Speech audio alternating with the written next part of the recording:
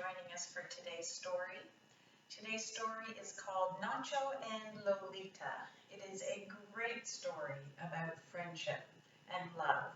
And even though we might be on summer holidays, you should keep reading. And what better than to read a great story? So today we are going to read Nacho and Lolita. I hope you enjoy this story. It is one of my favorites. There is the title page, little hints about the story.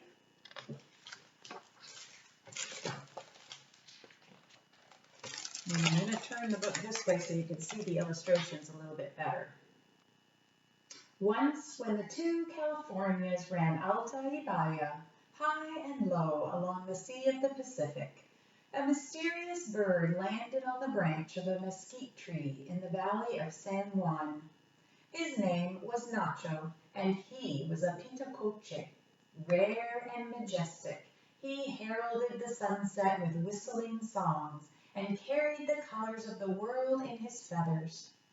From his perch on the edge of the churchyard, Nacho could see the panorama.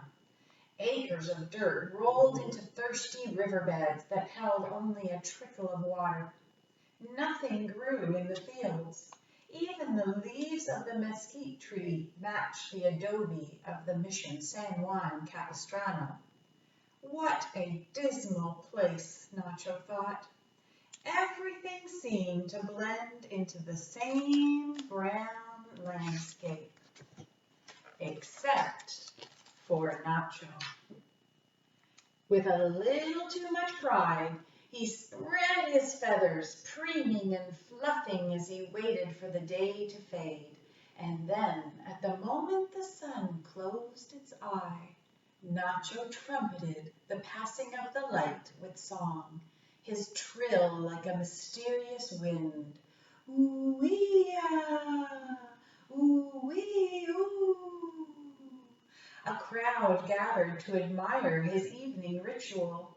He is so beautiful, and his call is so haunting. He must be a spirit from the past, someone whispered. Or he is a prophet of the future, said another. Nacho knew the truth. He was the only pitacoche for thousands of miles and hundreds of years. His brilliance sometimes brought him attention, but what good was it when he had no other bird with whom to share his joy? Now think about what you know about the animal kingdom, and what is it called when there's only one or two left of a certain species? Isn't that called endangered? The busy churchyard was a pleasant change from Nacho's lonesome travels. He watched people prepare for the March feast of St. Joseph. He listened to the talk about the return of Las Golondrinas, the swallows, and the more he heard, the more curious he became. It is a miracle, said one man.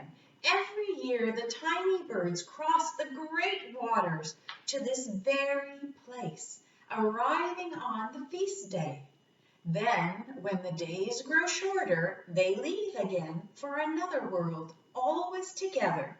Una familia fantastica. How romantic, thought Nacho. The swallows were everything he was not. They were small and strong.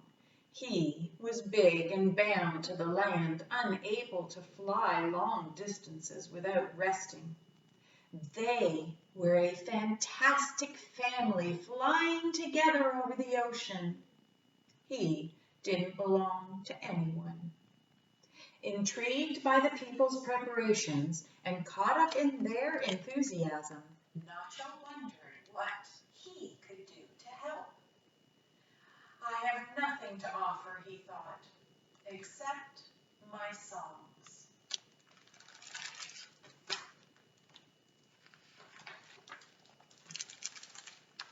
On the feast day, as predicted, Nacho woke to the clanging of bells. People ran into the churchyard and pointed skyward. Las golondrinas, they cried.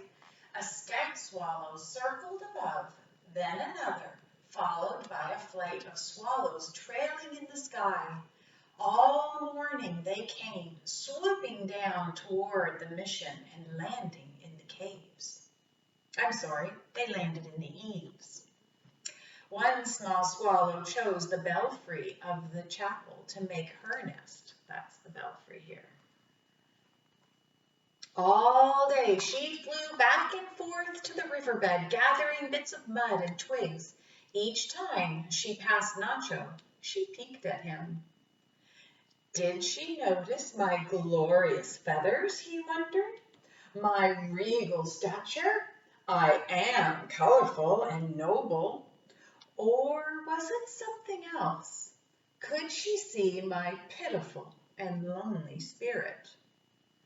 As the small swallow made her last trip of the day, the sun said goodnight, and Nacho began his lullaby.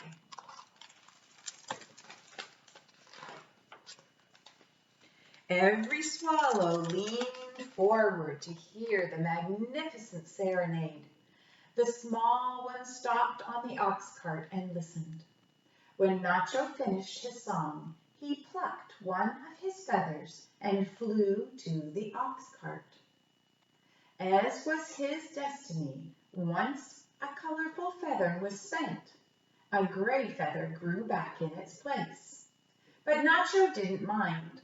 When the swallow took it in her beak, by the mystery of the ages, it became a blue hibiscus. What is your name? Nacho asked. Lolita, she said, her cheeks blushing just the faintest pink. Lolita, Lolita, he repeated, and his voice filled with notes he had never dreamed of singing. Now you can't see what I'm reading, but you can see here that the author has made the letters go across the page as if they are singing. And here, in case you didn't notice, do you see where he pulled his blue feather? And a gray one has grown back.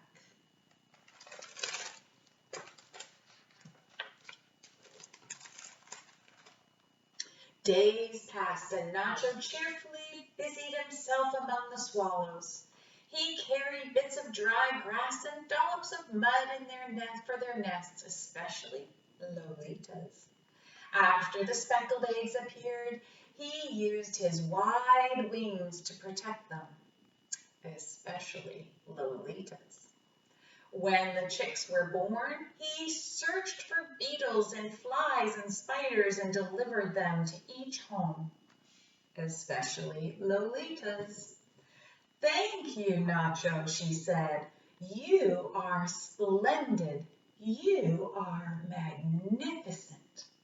Nacho's bright feathers fluffed and his heart felt as cozy as the warming breezes. Every evening his lullaby echoed throughout the mission. Lolita, ooh-wee, ooh. That's how I imagine his song sounded.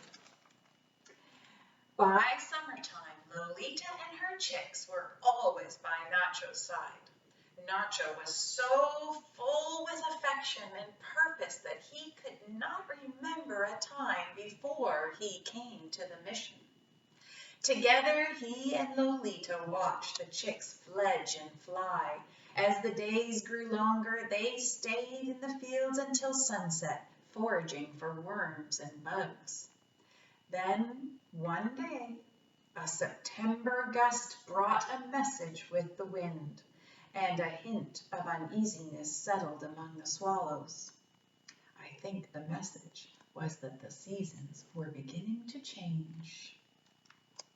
I'm afraid we must leave soon, Lolita reminded him. And now there is talk that we will never come back here again. The water is drying up. We need mud to make our nests. We need flowers and trees to attract insects. So there will be enough food.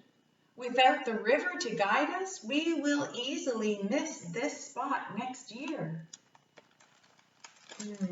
What do you think Nacho is going to think about that?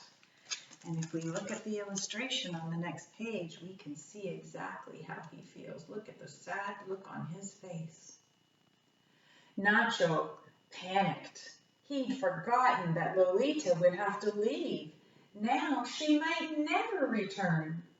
Stay with me, he pleaded. It's too cold here in the winter, she said. I must migrate or I will die. You come with me, she begged. You would love it in the South Americas. Rivers overflow the banks. Flowers decorate the fields. Lolita looked toward the ocean as if she couldn't wait to cross it. And the sunsets are the color of papayas. Nacho hung his head. I can't fly that far, he said sadly. I'm too big. I've asked the others, said Lolita.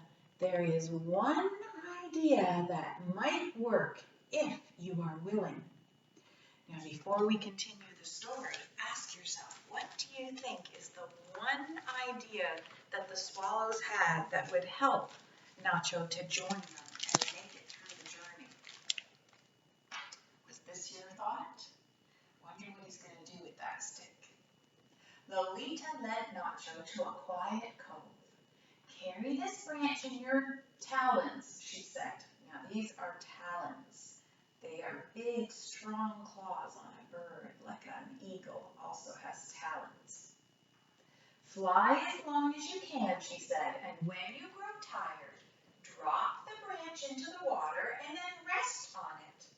Then wait for your strength to return so you can fly again.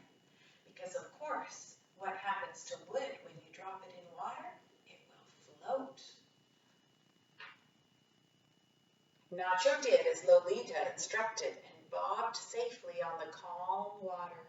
He practiced every day until the October morning when the scout swallows left and the others prepared to follow. Could he really go with them? Just the chance made him feel as if he could fly forever. Do you think the plan will work? What is your prediction? Let's see. At last the time had come to leave the mission. Nacho and Lolita hurried to the cliff's edge, facing the vast ocean. Nacho gripped the branch. The breeze lifted him, and he followed Lolita over the rough open sea. So far, so good. But after a very short distance, Nacho was exhausted. He dropped the branch and landed on it just as he had practiced, and Lolita circled above, waiting for him. Before Nacho was ready to fly again, choppy waves rocked him right off of his perch. He splashed and he struggled and he began to sink. Nacho! Nacho! Cried Lolita. And he slipped farther and farther beneath the swells of the ocean. I don't think it's working.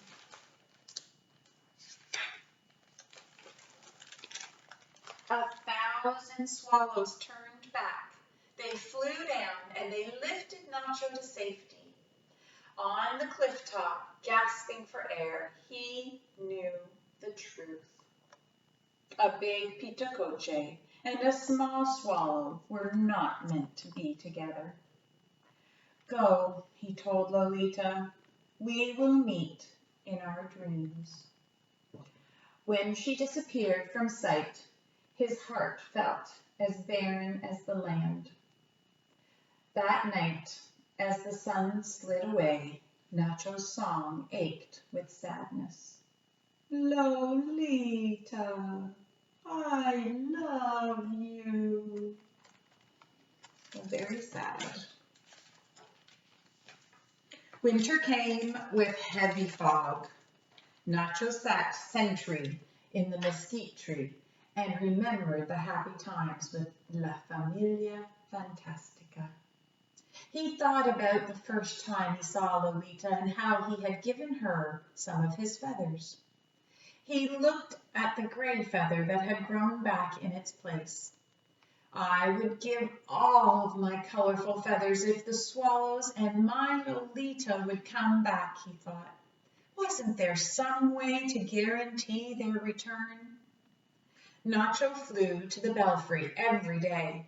The blue hibiscus had taken root among the mud nests, and even though the flowers were gone, the strong vine wove its way through the tower exactly as Lolita had done to his heart.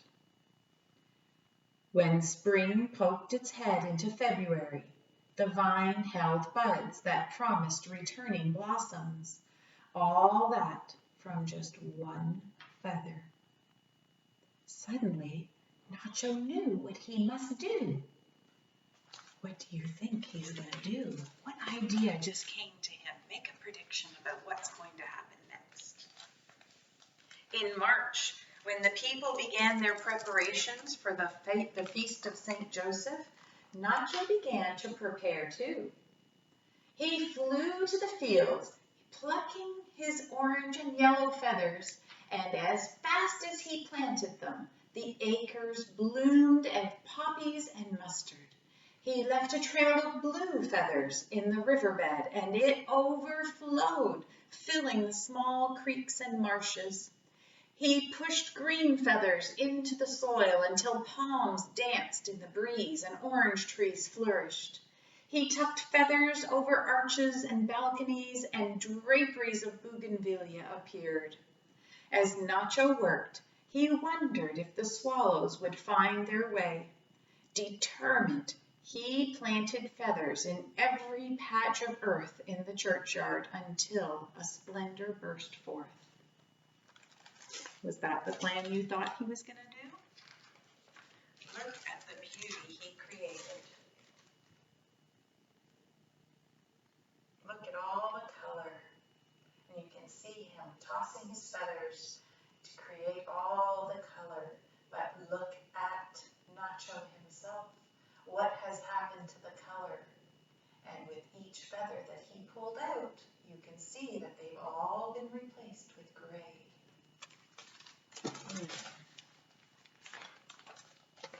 Nacho had used every feather except for one. When the hallowed bells rang as if they'd never rung before, Nacho searched the sky for Lolita.